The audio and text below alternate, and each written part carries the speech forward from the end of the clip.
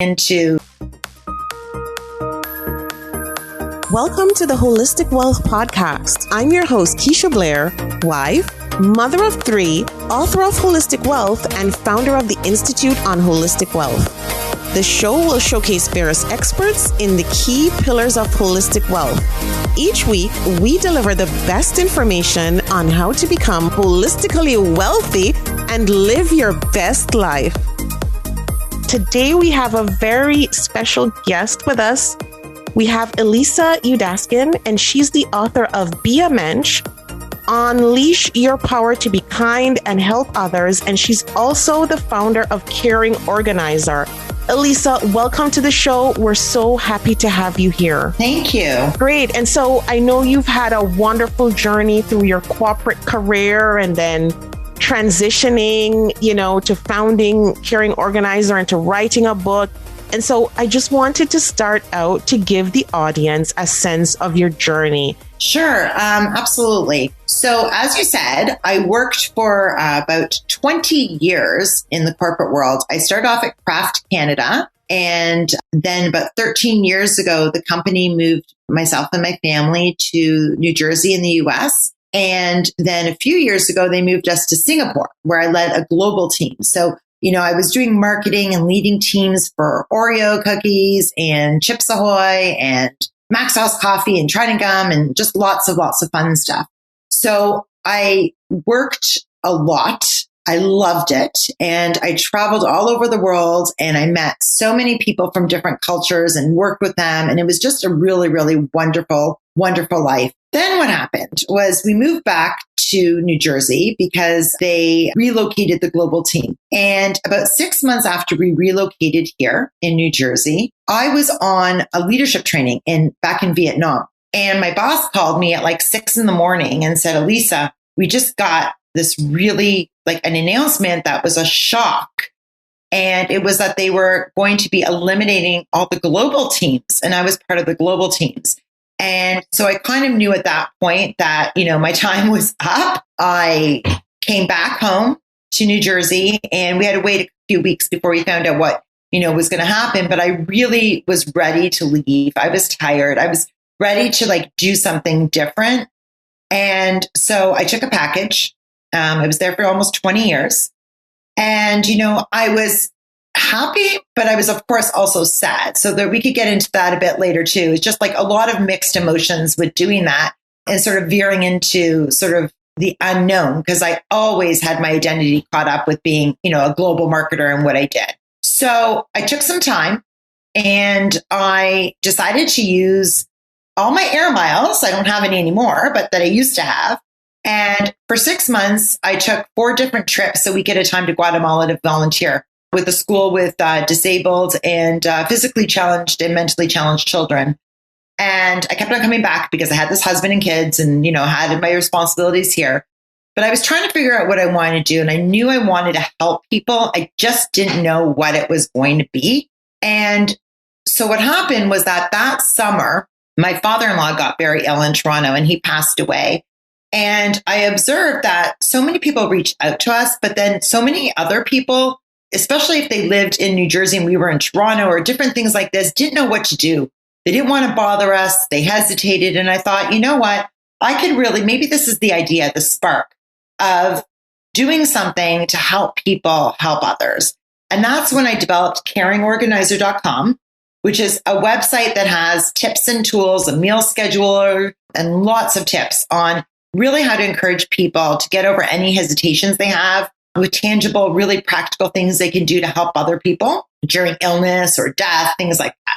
So then let's fast forward a couple of years later or a year and a half. And I had all these stories in my head. Because I did so much research for CaringOrganizer, I'd spoken to so many people, but all the wonderful things that they did to help others. But also I learned a lot about why they hesitate.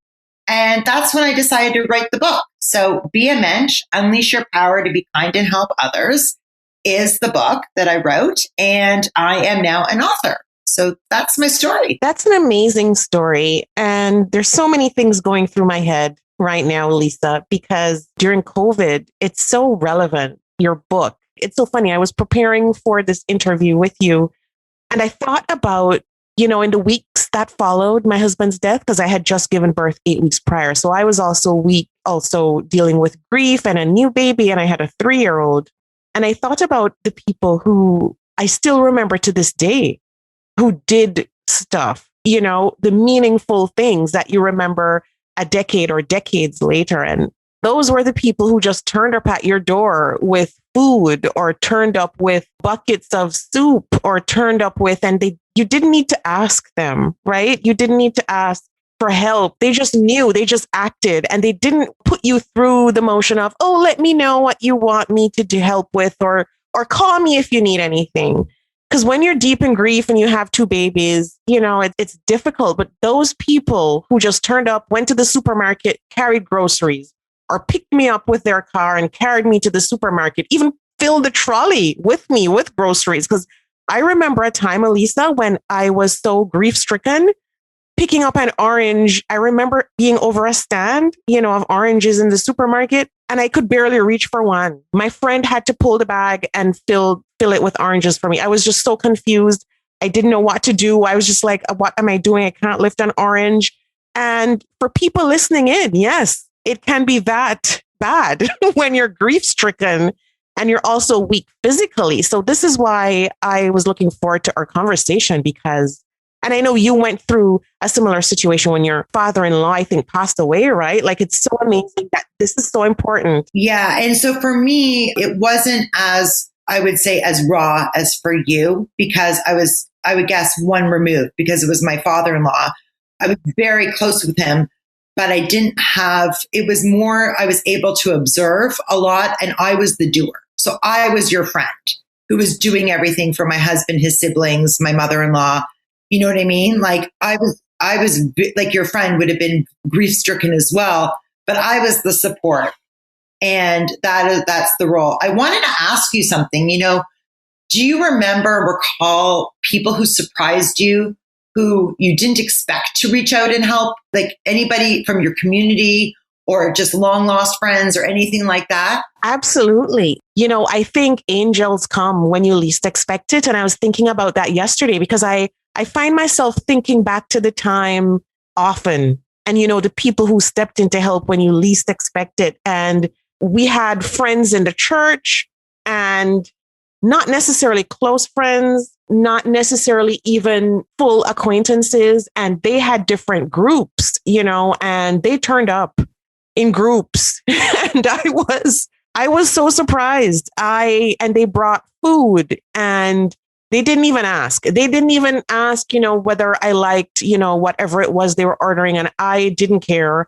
Because, to be honest, when you have kids to feed and you have family and friends visiting you daily, which is what happens too, right? In the first 2 or 3 weeks or month, you just want to know that there's even something there. And there were other people who turned up with flowers, neighbors, and things like that. And it was just really, really, amazing. There's something that I started to do when I made a more conscious effort. We all can do things. We just have to open our eyes and be brave, and not worry that, oh, they don't know me so well, or won't it be weird? It's not weird. It's, to your point, when you're the recipient, it's just welcomed. One of the things that we just did recently is I guess it was the beginning of January. I live in Morristown, New Jersey. And with COVID, a few people started this Facebook group called Morristown Helps, and just an amazing community. We raised money. We did all these things. We did food rotations to take to the hospital staff, because we were hit really hard here in Morristown. And this community continues to thrive in terms of supporting our local businesses, supporting people, and so on. So anyhow, what happened was that in January, I saw 2 different posts a few days apart that people posted in this group. And they were both about fathers, 2 separate families where the father passed away from COVID over Christmas time. And both these families had kids that were in my son's high school. And both these families needed help. Like, the demographics of our town is, middle, high income, and then very low income. And they were both in low income situations. And so different individuals set up meal trays for them and a GoFundMe. And I didn't know them. I asked my son if he knew either of these 2 kids, and he didn't know them. said, this is what we're going to do. So for one of them, I made a meal. And listen, I made the same meal for myself, to be honest with you, for my family. Like I just doubled it. It's so easy to do that. Like literally, like, I don't understand sometimes when people say, oh, I don't have time to cook. Hello, are you cooking for your family? Like I literally just doubled it. And I put things in reusable containers. And I took my son with me for the one we dropped off. And, I said to him, he's learning to drive. And I said to him, I'm not sure exactly where this house is. I might have to double park, So he took me. We parked. It took a while to find the place, the apartment. It was the back of a house. And when I came back in the car, I haven't paused like this in a while. And he looked at me, he said, what's up, Mom? And I said, they live 7 minutes from us and the house is kind of, I would say like in shambles a little bit, I'm not trying to judge. I didn't go in the house, but the outside more just to say, Kobe, to my son, this is why we do it. They really need our help. We didn't really talk much more about it. And a couple of days later, he said to me, you know what, Mom, I asked one of my friends is in the class with the girl, had a class with the daughter. So to me, it made an impact on my son that he talked about it with his friends. And then with the other one, I just made a donation, a small donation, right? Because right now things are tight, but I still felt I can do this. And I made a small donation to the GoFundMe for the other family.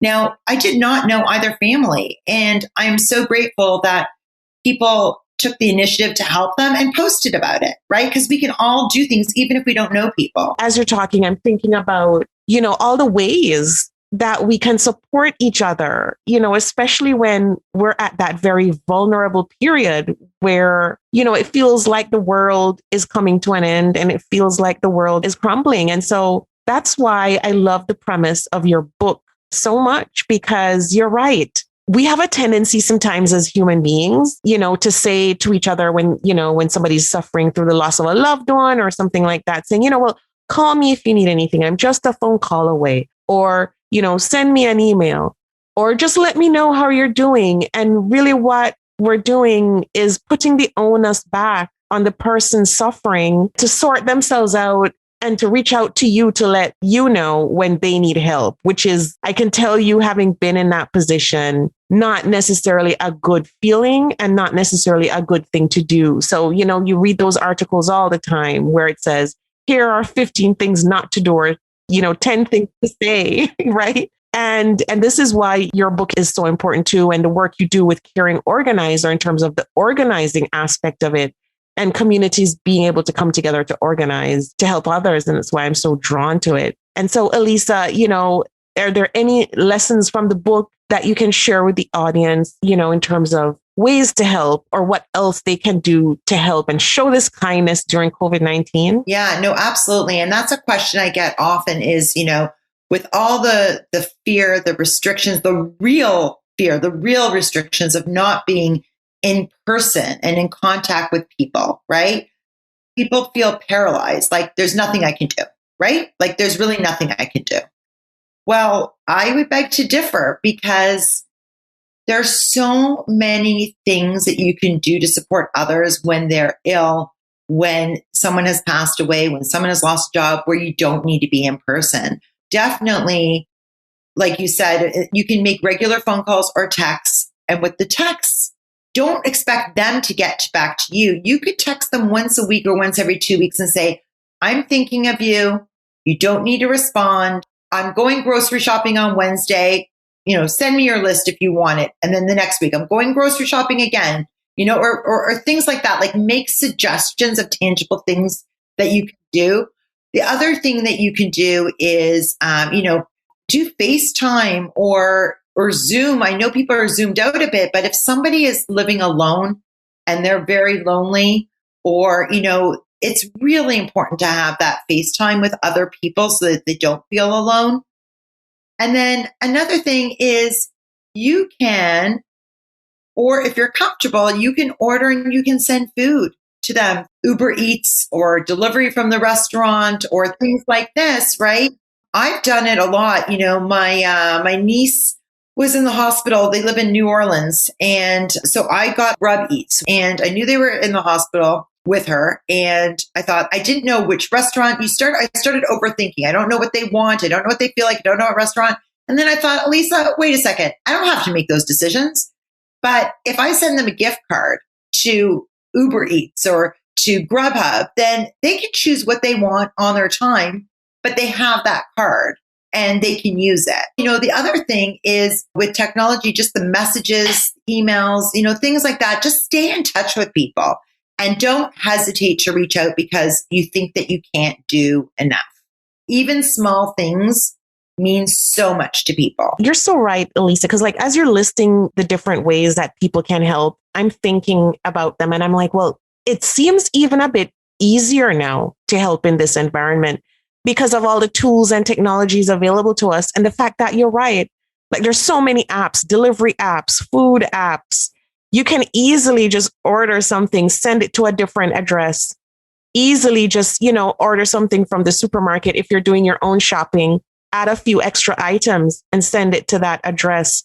It's just so much easier now. I mean, even here, everything's gone online. I mean, there's Walmart, Sephora, everything's online, Loblaws, everything. And I'm like, wow, as you're talking, I'm like, this is so much easier than even running around town by yourself, doing the errands, dropping off, picking up, stuff like that. Now, you just pay a few dollars extra and that's available. Can I tell you one more example that happened? I haven't actually really shared this with many people, but last August here in New Jersey, I never in my life thought I would have worse weather conditions in New Jersey than when I lived in Toronto, but I do. Or I even grew up in Ottawa, and it's worse here sometimes because we live with all of the trees, forested areas, and so the power lines go down with all inclement weather. So last August, we're living in COVID restrictions, of course, and we have a huge storm and our power is out. Our power ended up being out for 5 days and we didn't have a generator. Okay. And I have to be honest, we have these close friends who every other storm through the years, we've always sort of hung in it together, right? Supported each other, been in each other's houses, doing things like this, right? To get through this. And they knew from my husband that we were out of power. They had power and they were so afraid of COVID and stuff that they didn't even ask how we were. Didn't even ask. I want to tell you the positive thing. One friend said, put your laundry outside. I'm picking it up and I'm doing it. I said, you're not doing my laundry. She said, put your laundry outside your door or I'm coming into your house. I go, no one's allowed to mess because we're not going into each other's houses. I let her do my laundry, my friend. And then another person who happened to be speaking to an acquaintance was talking to my husband. And the next thing I know, the wife texts me and said, I hear you don't have power. We do. She said, I'm making dinner, I'm sending it over, and I'm doing your laundry. I was like, wow. So when you're in these different situations, when support would be really appreciated, it's sometimes amazing. The people who step up, right? And the others, I would say, all I needed from those other friends who were supposed to be our closest friends was send us a text like we would have for everything else. I'm sorry, I can't help you out because I'm so worried about COVID, but I just want you to know that, we're thinking of you. Nothing, because they were probably embarrassed or this or that. So my whole message is it's never okay to do nothing ever. As uncomfortable, and there's so many uncomfortable situations like what I just described. Get over yourself. That's what I always say. Get over yourself. It's not about you. Show your support. In that case, the friend could have ordered and sent something to us. Not that we needed them to do that, but shown at least a text, a phone call, but nothing, Absolutely. I completely agree. And I've been there, done that, Elisa. I had people who couldn't look me in the eye. These were friends, acquaintances, and I had those who just acted like it just never happened. And just, you could feel the awkwardness. You could feel the tension when we were out in mom groups. Because remember, at the time, we were all young moms, right? So they would have their kids in strollers. I would have my 3-year-old and my 8-week-old baby. Or let's say he was, by the time that was happening, let's say he was 3 months old by the time I was getting out again with, just to go to the park with friends or whatnot. And they would completely act like nothing happened. But they would avoid me though. And they would avoid the eye contact. They'd talk to everybody else and just would not say anything to me because they did not feel comfortable, probably didn't know what to say. And so when you said a while ago, it's never acceptable, I completely agree. And I'm going to say it's never acceptable to do that. It is horrific. And I've been there and I feel the same way saying it now as I did back then. It is humiliating. It's embarrassing. Yes. And that's why I write a lot about be brave, have courage. These things are not easy. Those other young moms who saw you in the park, it was a scary thing not knowing what to say to you, feeling guilt that they had their husbands and they felt so bad for you. It's too bad that some of them could not muster up the courage just to come over and give you a smile, right? That's the thing. It takes a lot of courage to do things that are uncomfortable. Yes, absolutely. It does. And you're right. I get uncomfortable all the time. All the time. No, you're right. And it's true. We need to realize it's not about us. It's not about our feelings. It's about the other person who's suffering and who needs the support. And Elisa, so much of what we're talking about ties into mental health. As you talked about connecting with seniors on Zoom, they're often alone during COVID. And those who are going through loneliness and tragedies and setbacks, that's all mental health. And I kid you not, when you have the support, and you feel the support and people are kind and helpful, it does wonders for your mental health. Exactly. It's amazing for your mental health. And it lets you know that people care and that you're not alone and that you're going to get through it and that there's a light at the end of the tunnel because you have this support group around you and you and your kids are going to be fine. I can't stress this enough to everyone listening, how important this is. I'm loving this conversation because, to be honest with you, since we've been recording the podcast, this is the first time I've gotten to delve deeply into this topic, not necessarily talking about the book, but talking about my experience and, from this mental health perspective and everything that we're talking about. Just moving into switching gears a bit. One of the things I also experienced, which I guess a lot of young moms would have probably, maybe, who knows, I think they would have experienced this too,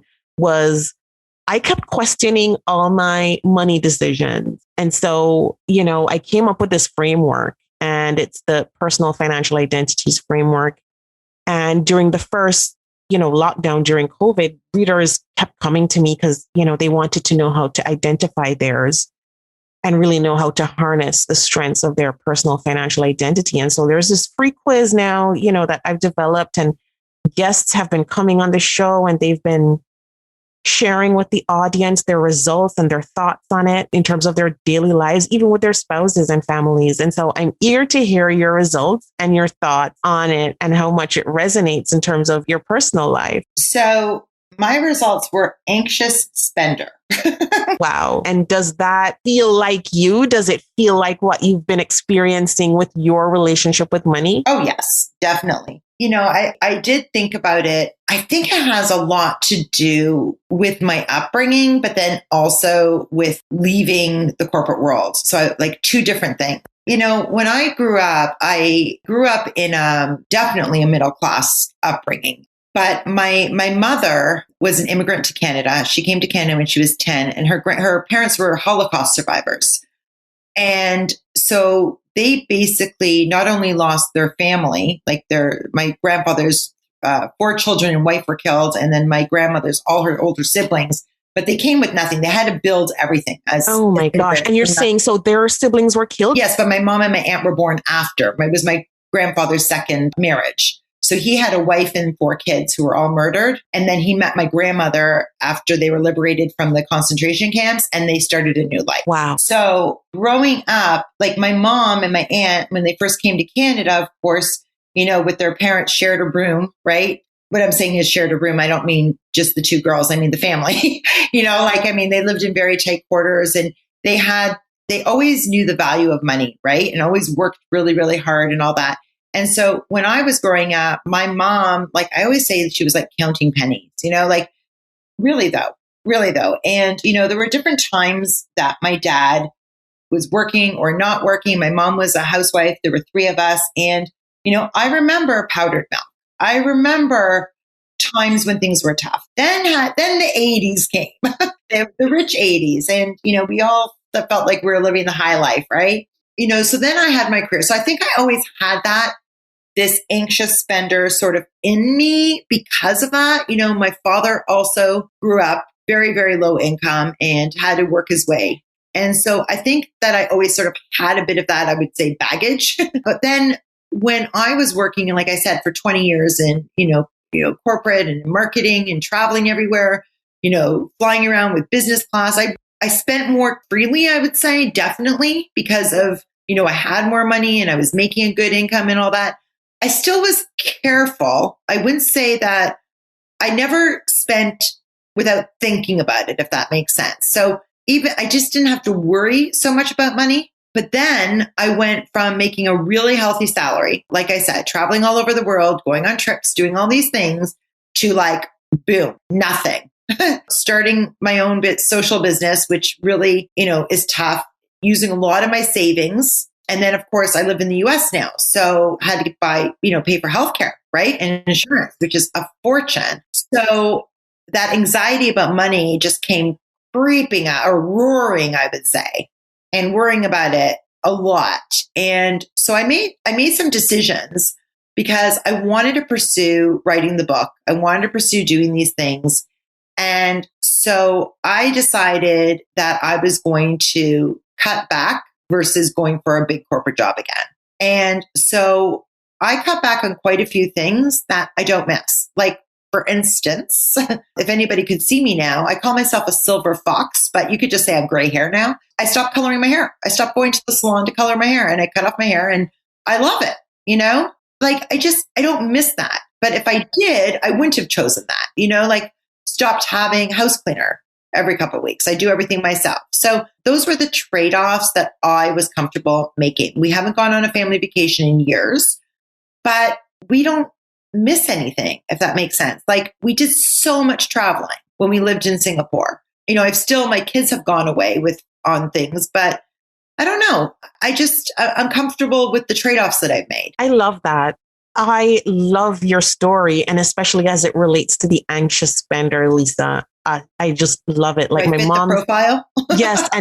And with your story and your history and with your family's story, I just love it. Like, it's amazing. Like, it's one of the more powerful stories that I've heard on the podcast so far. I have goosebumps, and I can totally relate with so much you're saying. I can relate to everything in so many ways. Because as I said, my mom is an anxious spender too. And there's a story and a real fulsome history behind that too, that, I'd have to get into on another show. Oh, okay. But it's quite similar to yours in terms of her family's background and all of that. And I'm like, wow, just these insights and the way that you mentioned your various moves and with the traveling and how you've cut back. And I think those things are really life lessons that people are learning. And no matter what your financial identity, it's such wisdom and learning in that, because you also mentioned the trade-offs. And even when you left corporate and decided not to go back, right? So is it that, Elisa, and I just wanted to touch on this because so many women come on the podcast and they're like, I left my corporate job and I did not look back. And even if I had to make sacrifices, it was well worth it. So can you just expand on that point? Because you didn't go back. And as you've said, you've made trade-offs, you've made cutbacks. And so was that just like a conscious decision that, you just wanted to switch your lifestyle and focus? 100%. I completely agree. Okay. So anybody who knew me back when I was working that way would think I was just living like the most amazing life, right? Mm-hmm.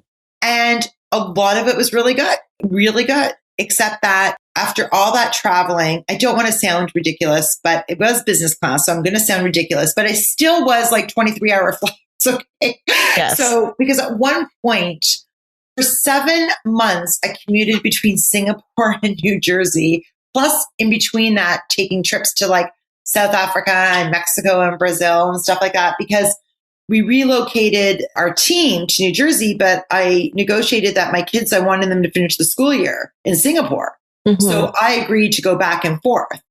So it might sound, and to my friends and people thought it sounded so cool, right? But however, I ended up having all these back issues, Keisha. Like I never had back issues before. And all of a sudden I come back and just, being really, really tired and all these back issues. And I gained a lot of weight because I ate so much all the time. I didn't sleep well, So basically I just really needed a rest in the beginning.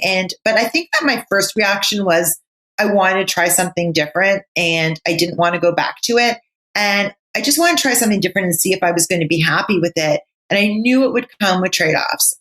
And I figured those out along the way. I didn't sit there and say, okay, I'm not going to go back to corporate and I'm going to try to bootstrap doing this social business and this book and not make any money. And I'm going to trade off X, Y, and Z. I did not do that. It was an evolution, right? Like it wasn't like I cut everything off together. The other thing is that this all coincided when my daughter was in the first year of high school. So grade 9 in Canada, or freshman here. And my son was in grade 7. And I cannot tell you how really amazing it has been from going from the mom who does not know the names of the parents for the play dates because my husband did everything. Like being around for my kids, as much as maybe they didn't want me around, I don't know, but through the high school years. So amazing because they go through so much as teenagers. And so I could just be very flexible and just nurture them more, Absolutely. And so my husband and I kind of traded roles, and we just had to, cut back on a lot of things. And I'm just happier. Absolutely. I was happy then too. Don't get me wrong. I was really happy, but I also always knew I wanted to try something different with I called it chapter 2 of my life. Yeah. I've been there, done that. When you said, you turned up and to the play dates and they only knew your husband and you didn't even know the teachers. That was me. And that was heartbreaking. And you know why it was heartbreaking for me? Because I was at the place where when my husband died, I'd made a pledge that I'd always have to be there for them, I remember the days, because, I'm remarried, but I remember the days where it was just me and them. Right. And then, life happened and the career happened again and everything snowballed. And here I was caught up in this where, I'm turning up at school. Nobody knows. Nobody knows you're the mom. Maybe a few. Play date. They're used to my husband. So I absolutely can identify with that. And, and as mothers, that's very difficult. That's a very difficult road. Yeah. So absolutely. Yeah. The word balance is so fraught with lots of different things. But, for me, I would definitely say it was always work first. Always. I thought I was so great because I would have dinner with the kids, but then I would work after. And then, they were in the rooms. I was just always working and I loved it. Right. But I love what I'm doing now too. So it's just, you could explore different things. And if I didn't love it, and I mean, don't get me wrong, there's lots of ups and downs on this journey too, right? A lot, as writing a book, self-publishing, the whole thing. But it's pretty good. That's amazing. And that's great. And I'm happy for this, because lots of women are listening in. And as you know, women, have suffered through COVID-19 with loss of jobs and they're thinking about they're thinking about their next steps. They're thinking, what are the trade-offs now? And what's more beneficial to me for my lifestyle? So I think we're at this fork in the road where many of us can really take that decision. And, that goes back to that holistic wealth thing and the trade-offs that, money, yes, is great. Absolutely. But, there are other things that make us holistically wealthy. And your book was amazing for me because that's how I started looking at my life, was holistically. I wasn't. And my holistic wealth, I didn't have happiness in there, Keisha, before. I didn't. I really didn't have my happiness in there, and being there for my kids and accomplishing goals like writing a book. It's not all altruistic by any means. I'm not altruistic. There were things for me in there too. But, I love your book and looking at your life holistically as opposed to just looking at it that you need to make money and that's your success. I mean, that's what I used to think. I did. I used to think that my success was my title at work and how much money I made, right? And I still have a hard time. I still have a bit of that, but I have to be honest. I still have that, right? But I stopped myself and I'm like, okay, no, that's not what I want. it's hard not to measure myself against that because I have for so long. Yes, exactly. And society and the norms and everybody else's. And, you go on LinkedIn and you see that being celebrated and it's. Yes. Yeah, exactly. And so it's hard not to. And, it's the same for me. And I'm sure for a ton of other people too. It's just like, yeah, we have to reframe. And that's why I'm on this mission to help people reframe, because I found that after my husband died, we had the life insurance policy. Yes, we had investments. So money wasn't a problem, so to speak.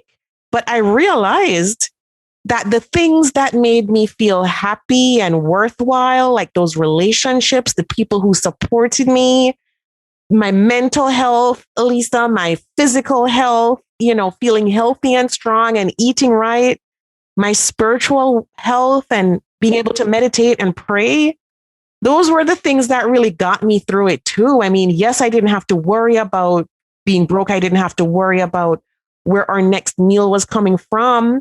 But those are the things that build resilience and that help you feel, like you can get through anything. So Exactly. And that's why I want to help people reframe their thinking on that too. And I mean, you've shared some amazing tips and strategies on the show today. So I'm so happy that you were on the show. And so can you tell viewers, the audience, where to get your book, your website and social media? So my book is Be A Mensch, MENSCH, Unleash Your Power to Be Kind and Help Others. And my name, I'll just spell my name out, Elisa, ELISA, and then Udaskin, UDASKIN. And you can purchase my book in both ebook or paperback from Indigo, Chapters, Amazon, or really anywhere where you buy your books. And you can follow me at Elisa Udaskin, Be A Mensch on social media. And then I have my website, if you still have a pen, is CaringOrganizer.com. So there you go. Okay, perfect.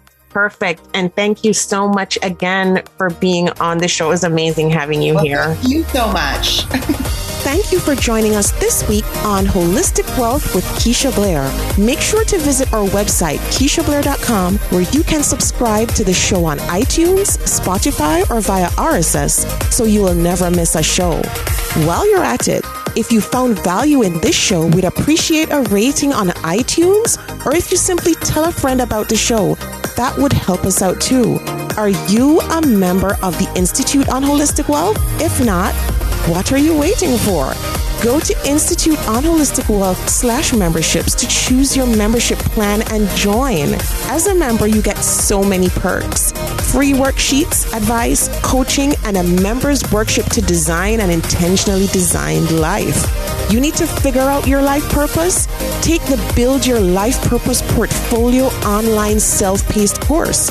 You're struggling with all your money decisions? Take the free financial identities quiz and then take the course. You recently had a breakup, job loss, or experienced the death of a loved one? Take the Holistic Healing course. You need an overall plan to achieve holistic wealth? We will help you figure out your holistic wealth blueprint. And of course, if you want to start making money by helping others achieve holistic wealth, become a certified holistic wealth consultant.